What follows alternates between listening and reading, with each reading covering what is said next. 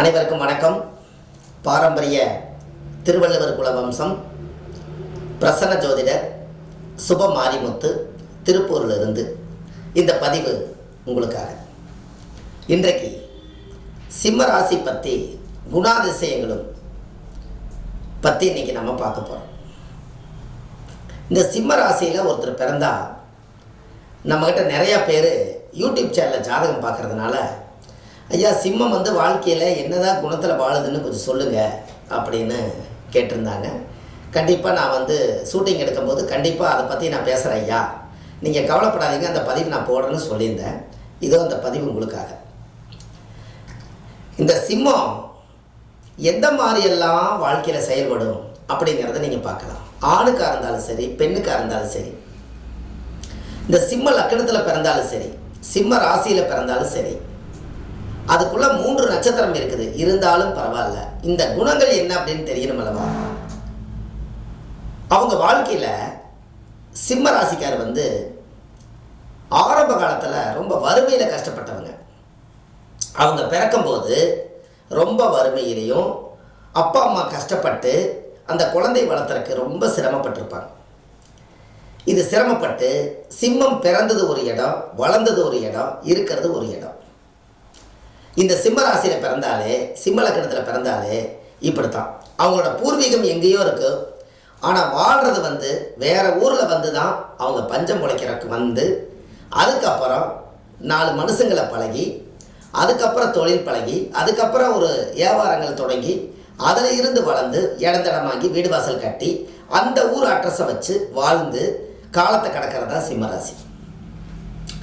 இந்த சிம்மராசிக்காரர்கிட்ட என்ன ஒரு விஷயம் கேட்டிங்கன்னா, அன்பாக போனீங்கன்னா தொண்டைக்குள்ளே இருக்கக்கூடிய சாப்பிட தொண்டைக்குள்ளே போயிடுச்சுன்னா கூட இந்த தொண்டைக்குள்ளே இருந்து எடுத்து நீ சாப்பிடு, எச்சியாக இருந்தாலும் பரவாயில்ல நீ சாப்பிடுன்னு அப்படியே கொடுத்துருவாங்க. ஏமாந்து இவரை நீங்கள் ஒரு தரக்குறைவாக பேசிட்டீங்கனாலோ அவரை தாழ்த்திட்டீங்கன்னா அதோடு சரி, அன்னையிலேருந்து அந்த நிமிஷமே எவ்வளோ பழகி வச்சுருந்தாலும் வெட்டு 1 துண்டு 2 தான், தூக்கி போட்டு போயிட்டே இருப்பாங்க. இந்த சிம்மம் ஒரு கௌரவத்துக்காகவே வாழ்ந்துடும். வெளியே சொல்லாது, தன்னிறைவு அடையாது, பேருக்கும் மாலைக்கு மரியாதைக்குமே வாழ்ந்துட்டு போகும். யாராவது சிம்மராசிக்கார் உன்னை போல வாழ்கிறதுக்கு ஊருக்குள்ளே யாரும் இல்லைன்னு சொல்லிட்டா, ஆஹா அவருக்கு ஆனந்தமான ஒரு யோகம். அவருக்கு ஜாதகத்தில் பாருங்கள், அவர் படிக்கும்போது படித்து எவ்வளவு படிச்சிருக்கிறன்னு தெரியாது, ஆனால் பொது அறிவு ரொம்ப நல்லாயிருக்கும். இந்த பொது அறிவை வச்சு நேக்க பேசி எந்த இடத்துல மிரட்டணுமோ, அந்த எந்த இடத்துல அடங்கணுமோ அது கரெக்டாக அடங்கி தப்பிச்சு ஓடியாந்து. இந்த சிங்கம் இந்த உலகத்தை பூரா தெரிஞ்சுக்கணும்னு ஆசைப்படும். நல்ல ஆரோக்கியமாக சந்தோஷமாக வாழணும்னு நினைக்கும். இந்த மடிப்பு கலையாத துணி போடுறது சிம்மந்தான். அப்படியே ஒரு பார்த்தீங்கன்னா அப்படியே ஒரு கம்பீரமான நடை, கம்பீரமான தோற்றம், நல்ல பிராண்டட் சோப்பு, நல்ல வண்டி, நல்ல காரு, நல்ல சொகுசு வாழ்க்கை, இதை எல்லாம் முதல்ல அனுபவிக்கிறது சிம்மராசி சிம்மலக்கணம் தான். இவங்க ஏன்னு கேட்டால் ராஜ பரம்பரை வம்ச வழியை சேர்ந்தவங்களாக வர்றாங்க. ஏன்னா சிம்மம் என்பது சூரியனோட வீடு. அந்த சூரியனே தன்னுடைய கோணத்தில் மேசத்தில் உச்சம். அதனால என்னென்னா தன்னுடைய பிறந்த வீட்டுக்கு அதிபதியை சிம்மமாக இருக்கிறதுனால ஜமீன்தார், மன்னர்கள், ராஜாக்கள் எல்லாம் எப்படியெல்லாம் வாழ்ந்தாங்களோ அப்படி வாழணும்னு நினச்சி ரொம்ப ஆசைப்பட்டு வாழ்கிறது தான் சிம்மம். அப்போது அந்த சிம்மத்துக்கு அதிகமாக சுகத்தை தேடும். சிங்கம் பார்த்துக்கிறீங்களா? அது காட்டில் அதோட வாழ்க்கையை என்னென்னா சுகமாக அனுபவிக்கிறதா அதோட வாழ்க்கையை. இந்த சிங்கத்துக்கு பின்னாடி நிறைய பெண் சிங்கமெல்லாம் சுற்றிக்கிட்டே இருக்கும். எதுக்குன்னா அது சந்தோஷமாக வாழ்கிறதுக்காகத்தான். அதனால் அதுக்கு கவலைப்படாத ஒரு ராசி எதுன்னு கேட்டால் சிம்மம் தான். எவ்வளவு சீரியஸாக போய் நீங்கள் அவங்ககிட்ட சொல்லுங்கள், அப்படியா சரி சரி பார்த்துக்கலாம் ரைட்டு, அவங்க ஆதகத்தோடு சொல்லுவாங்க, இவங்க அசால்ட்டாக எடுத்துக்குவாங்க. காது குளிர கேட்கவே கேட்காது சிங்கம். இந்த சிங்கத்துக்கு அவ்வளோ பெரிய ஒரு கௌரவம். ஆனால் இது கடைசியில் எல்லாத்துக்கிட்டையுமே இப்படி இருக்கிறாருன்னு கேட்டு அது எங்கே ஒரு நாளைக்கு சிங்க சாயின்னா தன் குழந்தைகளை நினச்சி தான் அது கடைசியில் வேதனைப்படும். அது வரைக்கும் சிம்மத்தை கையிலேயே பிடிக்க முடியாது. கம்பீரமான வாழ்க்கை, பெரிய பேச்சு, முரட்டு பேச்சு, எப்பேற்பட்டவங்களையும் நிமிர்ந்து நின்று பேசுறது, தில்லா போய் நிற்கிறது, பயப்படாத ராசி, அந்த கம்பீரம், தோற்றம், நகை நாணயம், கெத்து எல்லாத்தையும் மெயின்டைன் பண்ணும். காசே இல்லைனாலும் கௌரவத்தை விட்டு கொடுக்காது. வீட்டில் ஒன்றுமே இல்லைனாலும் ராஜா போல வாழணும்னு நினைக்கும். இந்த மாதிரி எண்ணத்தை பூராமே அதிகமாக போட்டுக்கிறது சிங்கம் தான். நான் நிறைய பார்த்தாச்சு. இந்த சிம்மராசிக்காரர்களுக்கு மன வாழ்க்கை சரி இருக்கிறது இல்லை. ஏன்னா சிம்மம் என்பது சூரியனோட வீடு. இது கௌரவமாக இறங்கி போகாது. அதனால எல்லாமே அவரை தேடி வராது. தேவைன்னா இவங்க சிங்கத்தோட குணமே என்ன, பிடிச்சி அடித்து கடித்து திங்கிறது, கேட்காம செய்கிற வேலை. இதை பூராமே சிங்கம் தான் செய்யும். சிங்கத்தை பார்த்துருக்கீங்களா? மான் அப்படி போயிட்டுருக்கும், அனுமதியே வாங்காமல் அந்த மானை பிடிச்சி குரவலையோடு கடித்து ரத்தத்தை உறிஞ்சி அப்படியே கொஞ்ச நேரம் ஒரு லெக் பீஸ் எடுத்துகிட்டு கம்முன்னு விட்டுரும். அதோட உயிரோட மதிப்பு என்னன்னு இந்த சிங்கத்துக்கு தெரியாது.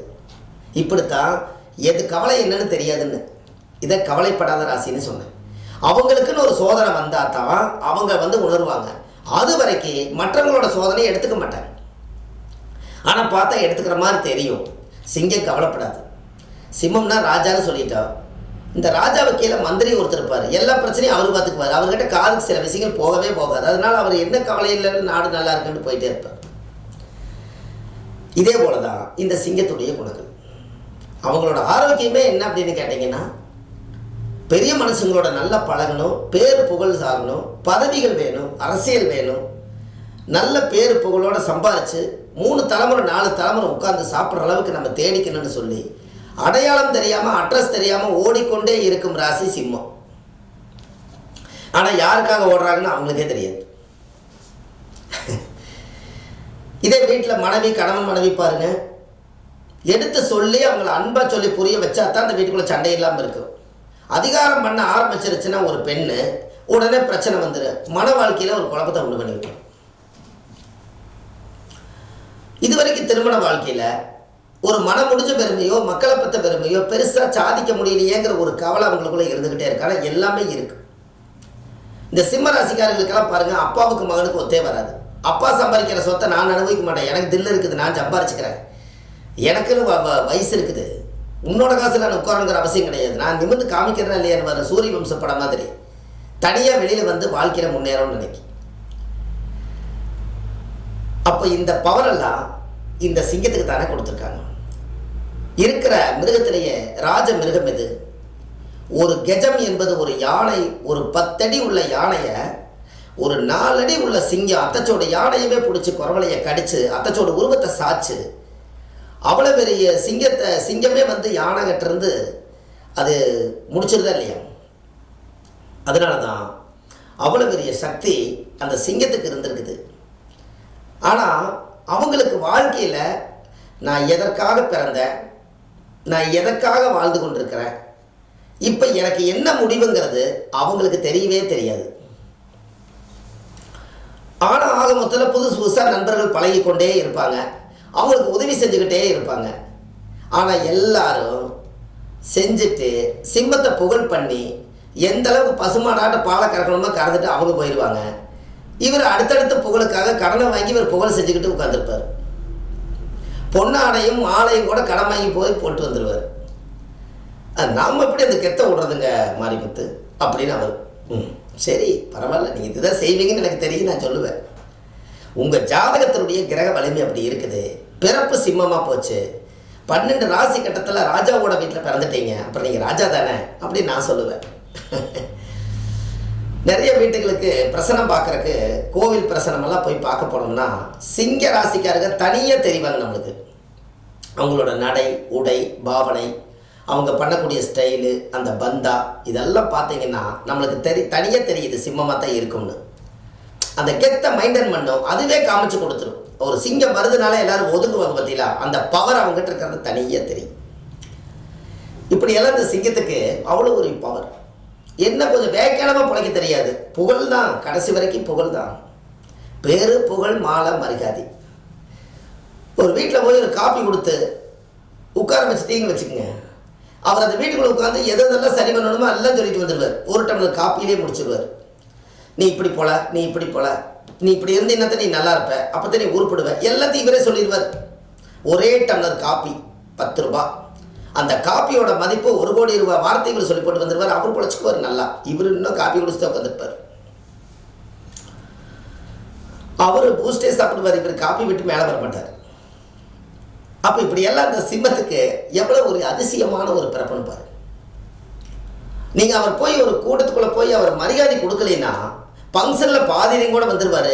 மனசுக்குள்ளேயே வச்சு பழி வாங்கிடுவார். என்ன இவன் மதிக்கலைங்க, என்ன இவன் மதிக்கலையில்ல, என்னதான் நான் வந்து இவ்வளோ தூரம் இந்த வேலைக்கு எடுத்துகிட்டு வந்தேன், எவ்வளோ பெரிய ஃபங்க்ஷனை நான் எத்தனை வேலையை விட்டு போட்டு நான் வந்திருக்கிறேன், என்ன ஒரு கையெடுத்த வணங்கினானா அப்படின்னு இவர் கேட்பார். இவர் கையெடுத்த என்னை வணங்கினியா, நான் வந்திருக்கிறேன்னு சொல்லி ஒரு வணக்கம் போட்டியில் நீங்கள் குடும்பத்தில் என்ன நீங்கள் எனக்கு மதிப்பு கொடுத்தீங்க, இப்படியெல்லாம் கேட்டு வாங்கிய மரியாதையை. இல்லைனாலும் திட்டி போட்டு வந்துடுவார். ஏன்னா வெடுக்குன்னு பேசிடு சிங்கம். அது யோசித்து செய்யக்கூடிய காரியம் ஏதாவது இருக்குதா சொல்லுங்கள்.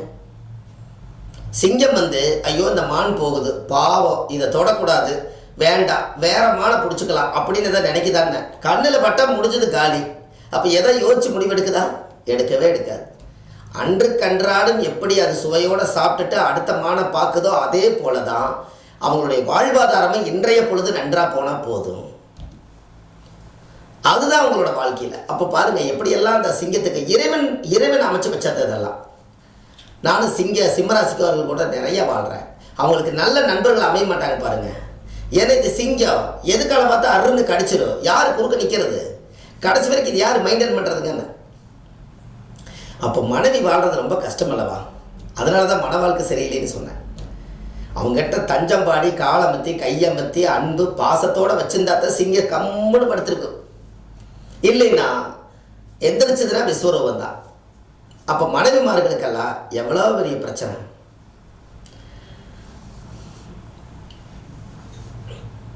இந்த வீட்டில் சிம்மராசிக்காரர் கூட வாழ்க்கை நடத்துகிறவங்க குணம் தெரிஞ்சு பழகி இவர் இப்படித்தான் பேசுவாருன்னு தெரிஞ்சு அவங்களே சகிப்புத்தன்மையோட, இவர் கோபம் வந்தால் மனுஷனே கிடையாது, எதையாவது நம்மளை பேசி போடுவார், மனசு கஷ்டப்படுத்திடுவார், எதுக்கு வாயை கொடுத்து நம்ம வாய் வாங்கிக்கணும், வேண்டாம் போ பேசுனா பேசிட்டு போட்டுன்னு அவங்களே சரிஞ்சு தணிஞ்சு கம்முன்னு கரைஞ்சி போயிடுவாங்க. எதுக்கு பேசவே மாட்டாங்க. ஏன்னா அவங்களுக்கு அனுபவம் ரொம்ப ஜாஸ்தி. சிக்குனா நம்மளுக்கு இவ்வளோ பிரச்சனை ஆகுமே. அப்போ இதெல்லாமே இந்த சிம்மத்துடைய அமைப்பல்லவா. அவர் படுக்கிற இடம் பார்த்தீங்கன்னு வச்சுங்க, யாருடைய இடம் எப்படி இருந்தாலும் பரவாயில்ல, சிங்க ஜம்முன்னு ராஜா மாதிரி பெட்டு தலகாணி எல்லாமே நீட்டாக இருக்கணும். இன்னும் சொல்ல போனால் செண்டு பன்னீர் எல்லாம் போட்டு நல்லா கம்மன்னு அப்படி ராஜா மாதிரி படுத்துருக்கணும். இதெல்லாம் அவருக்கு ரொம்ப பிடிக்கும்.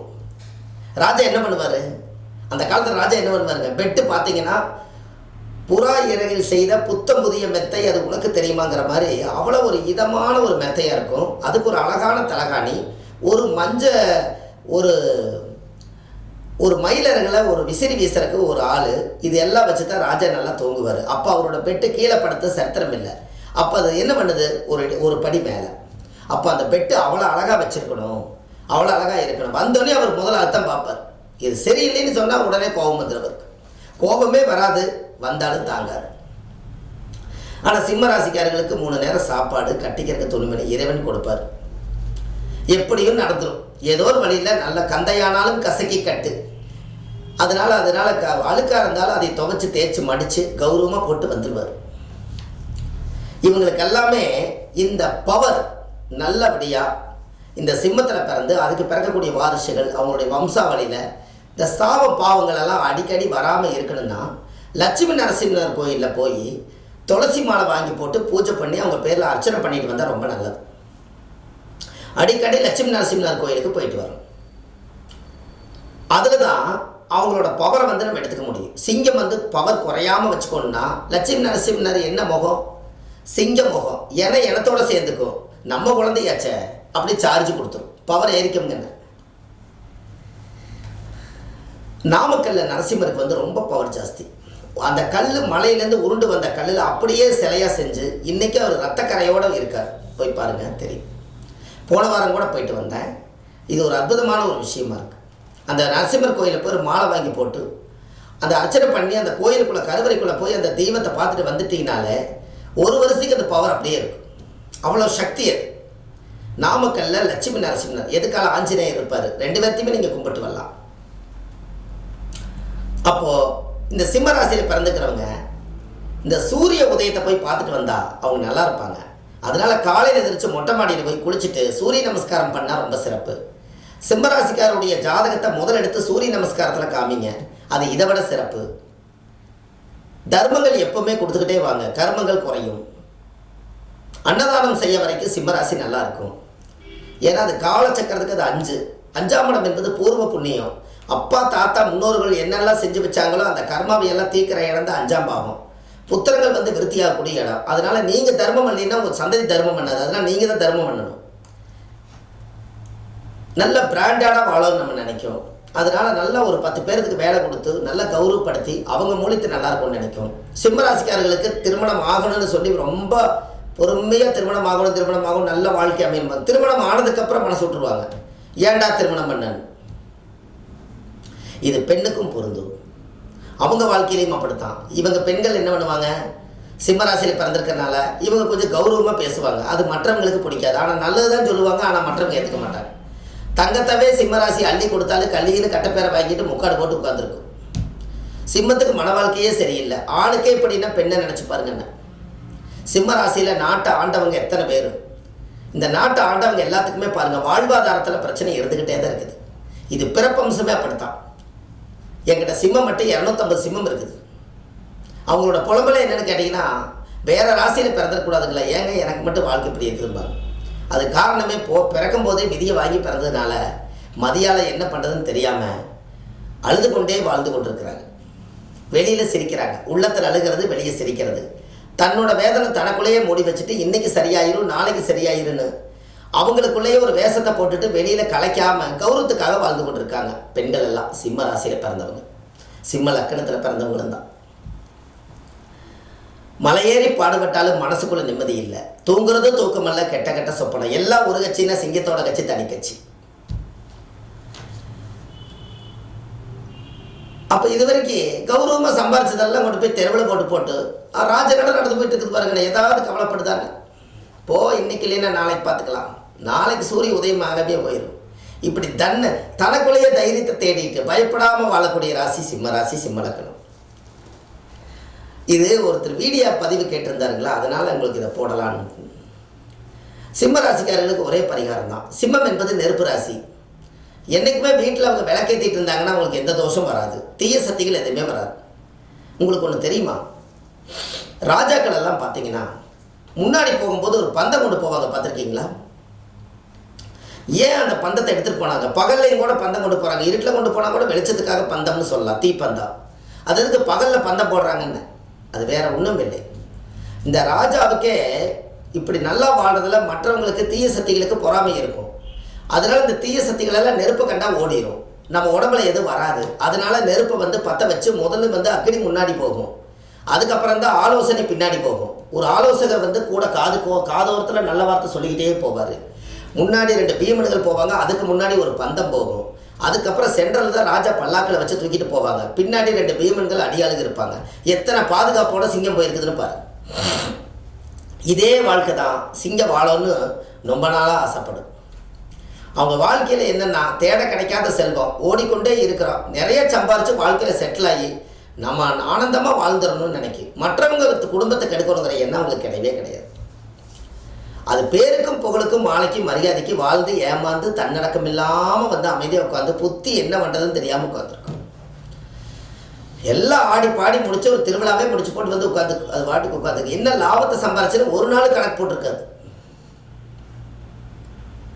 நீங்கள் சிம்மராசிக்காரை கூட்டிகிட்டு போனீங்கன்னா நீங்கள் போகிறவங்க ஜெயிச்சிருக்கீங்க. ஏன்? ராஜா கூட வரும்போது உங்களுக்கு என்ன பிரச்சனை? சிம்மமே ராஜா, இந்த ராஜாவே கூட வரும்போது உங்களுக்கு என்ன பிரச்சனை? சிப்பாய்க்கு என்ன பண்ணி போடுவாங்கன்னு. சிம்ம ராசிக்காரர்களை கூட கூட்டிகிட்டு போங்க, அது எந்த நட்சத்திரமாக இருந்தாலும் பரவாயில்ல. சிங்கம் என்பது சூரியனோட வீடு, ராஜாவே. ஒரு மிகப்பெரிய தீக்குழம்பவே எடுத்துகிட்டு போகிறீங்க, இதுக்கு உருகாதவங்க யாராவது இருக்காங்களா? அதுதான் அந்த பவர்.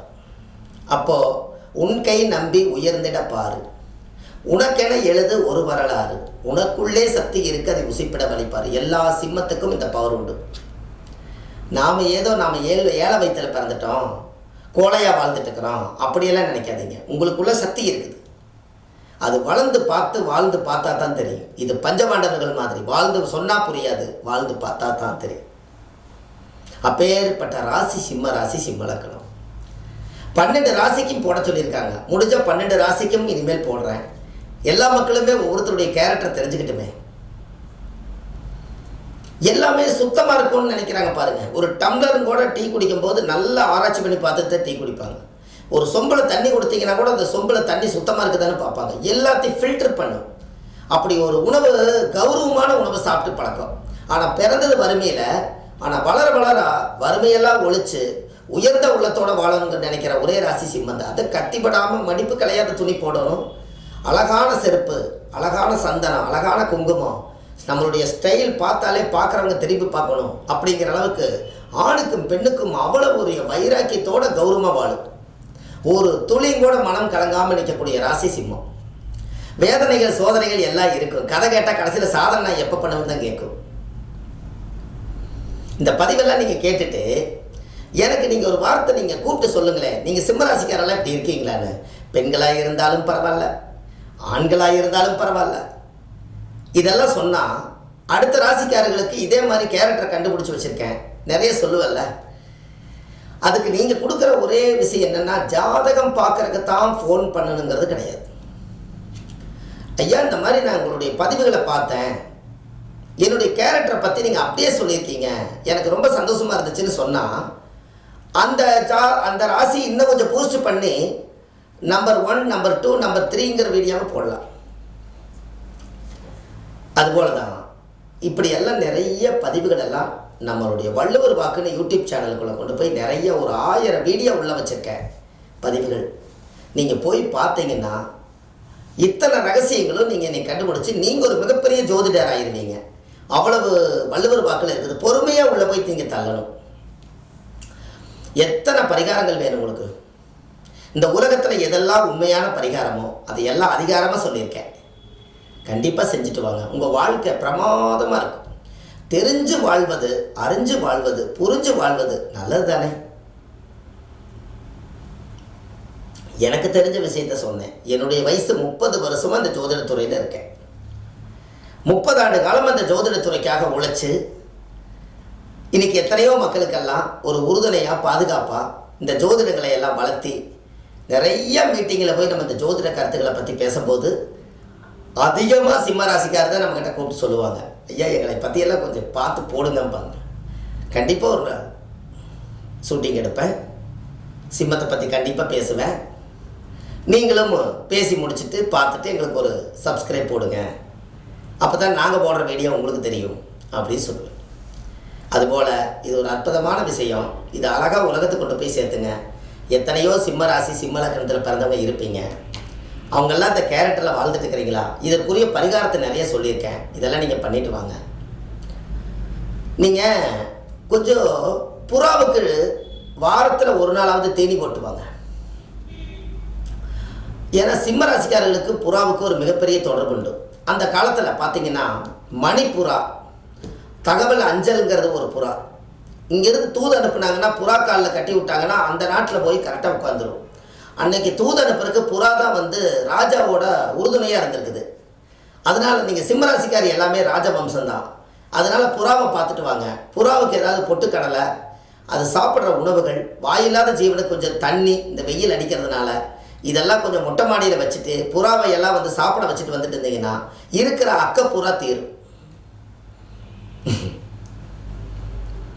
அதனால் நீங்கள் கண்டிப்பாக இதெல்லாம் செஞ்சுட்டு வாங்க. இந்த பரிகாரங்கள் எல்லாம் எளிமையான உங்களுக்கு பரிகாரத்தை நிறைய கொடுத்துருக்கேன். ஆன்லைன்லேயே நம்ம ஜாதகம் பார்க்குறோம். Date of birth, time, placement கொடுத்தீங்கன்னா போதும். உங்கள் ஜாதகத்தை க்ளீனாக கணிச்சு உங்களுக்கு ஃபோனில் பலன் சொல்லிடுவோம். அதுக்குரிய வேலைகள் கண்டிப்பாக நடக்கும். உங்களைய அடுத்ததில் பார்க்குற வள்ளுவர் வாக்குன்னு யூடியூப் சேனல் நம்மளது இருக்குதுங்க. அந்த வள்ளுவர் வாக்கு யூடியூப் சேனல் ஒரு அற்புதமான ஒரு தாய் சேனல். அந்த வள்ளுவர் வாக்கு சேனலை போய் நீங்கள் பார்த்து சப்ஸ்கிரைப் பண்ணுங்கள். அதுக்குள்ளே இருக்கக்கூடிய வீடியோ பதிவுகள் எல்லாம் நிறைய மக்களுக்கு நீங்கள் தெரிஞ்சதுன்னா அந்த பதிவை கொடுங்க. எத்தனையோ மக்கள் தினம் தினம் பார்த்து நிறைய நன்றி சொல்கிறாங்க. இந்த சிம்மராசிக்கார சிம்ம லக்னத்தில் பிறந்த பதிவையும் நீங்கள் கேட்டு முடிச்சுட்டு அடுத்த நிமிஷமே முதல் ஃபோன் நீங்கள் எங்களுக்கு ஒரு பதிவை நீங்கள் சொல்லிடுங்க. அப்படி ஒரு வேளை ஃபோன் லைனில் நான் எடுக்க முடியல, கிடைக்கல அப்படின்னு சொன்னால் கூட நான் இந்த ஊரை சேர்ந்தவர், நான் பேசுகிறேன், இந்த பதிவை எனக்கு வந்து நான் முழுசும் கேட்டேன், என்னுடைய கேரக்டர் நல்லா இருக்குது அப்படிங்கிறதையும் சொல்லுங்கள், அதில் இருக்கிற மைனஸ் ப்ளஸ்ஸை சொல்லுங்கள். எது இருந்தாலும் அதை திருத்தி அதை நம்ம சரிப்படுத்துறது நம்மளோட கடமை. அதனால் கண்டிப்பாக உங்களுக்கு இந்த மாதிரியெல்லாம் ஒரு சகல வசதியோடு உங்களுடைய கேரக்டர் ஒரு குழந்தை பிறந்த உடனே இந்த சிம்மராசி சிம்மராசி ஒரு பிறந்த குழந்தை உடனே இது இப்படித்தான் வளரும், இப்படித்தான் படிக்கும், இப்படித்தான் இருக்குங்கிறது இந்த பதிவு சரியாக போயிருமா? அப்போ அந்த குழந்தை சிம்மராசிலையும் கூட நாளைக்கு இந்த குழந்தை பிரசவம் பண்ணி எடுக்கலாமான்னு நீங்கள் யோசிக்கலாமல்ல. அதுக்கு எல்லாத்துக்கும் ஒவ்வொரு பதிவுகள் பொருந்தும், எல்லாத்துக்கும் யூஸ்ஃபுல்லாக இருக்கும். அடுத்த பதிவில் உங்களை சந்திக்கிறேன். திருப்பூரிலிருந்து உங்கள் சுப மாரிமுத்து. நன்றி, வணக்கம்.